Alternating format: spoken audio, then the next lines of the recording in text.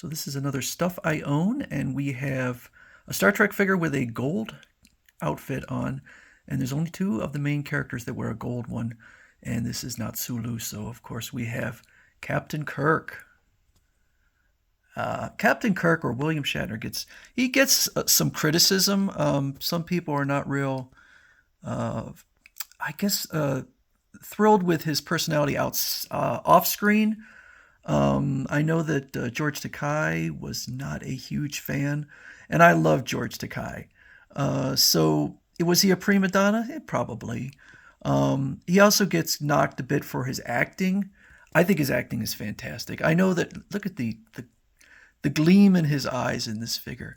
I know that he started out as a stage actor, and so he will often emote in a way that one would do on stage.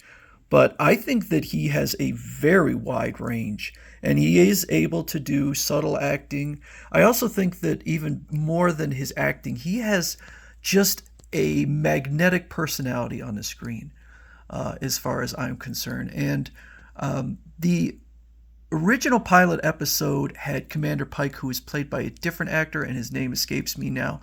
I think that Star Trek was very lucky that they switched to William Shatner. And it actually was because the actor had bailed out, was more interested in films than doing a TV show.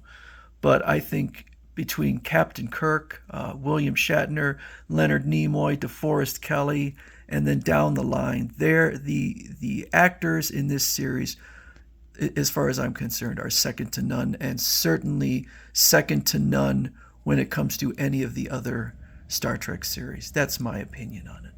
Of course, same beautiful outfits, very simple. We see the boots and the Federation logo. So I think this is a really good, really good facial sculpt. And look at the details, even the slight wrinkles, just everything is exquisite. Really an amazing figure. So I have, let me see, I guess I only have one William Shatner. They've produced two, but I didn't get the other one. Not because I didn't want it, but because the other one, for whatever reason, it was from Star Trek the Motion Picture. They released it for like 2 days, and they were messing around. They decided to do an ultra limited release, and I put it in my shopping cart, and I didn't get it, and so I never got it. That was the one I missed out on. But this is my only Captain Kirk. I do have 3 Spocks, which is kind of weird, and there's more coming out. But this is Quantum Mechanix. Now, other figures I'm going to be showing, I do have one more Quantum Mechanix figure, but other ones are by a company called Exo 6.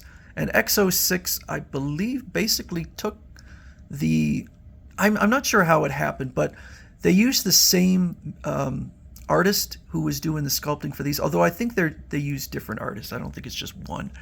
But if you look at the boxes these come in, it's clear that there is at least some relationship between Quantum Mechanix and Exo 6, because the boxes are so similar, and I don't think that that's a coincidence. So I'm not sure how it happened that Quantum Mechanix became Exo 6, or Exo 6 took on the license for the high-end figures. Again, many companies make Star Trek figures, but these are the companies that make the 1/6 scale super realistic figures.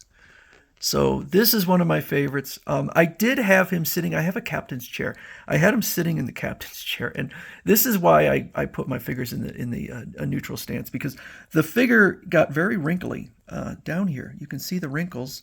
Now I can and probably one day will take an iron to it and get rid of those wrinkles. But basically, because I had him in a seated position, his pants were a little bit bunched up, and then they just retained the wrinkles. So someday I'll just take an iron or a steam cleaner or something like that and even them out. But I do have a captain's chair. But I decided, no, I'll just have him sitting. Although at that point, it already produced the wrinkles, so I'm not sure more wrinkles would have been produced. So that is Quantum Mechanics and Captain Kirk from Star Trek.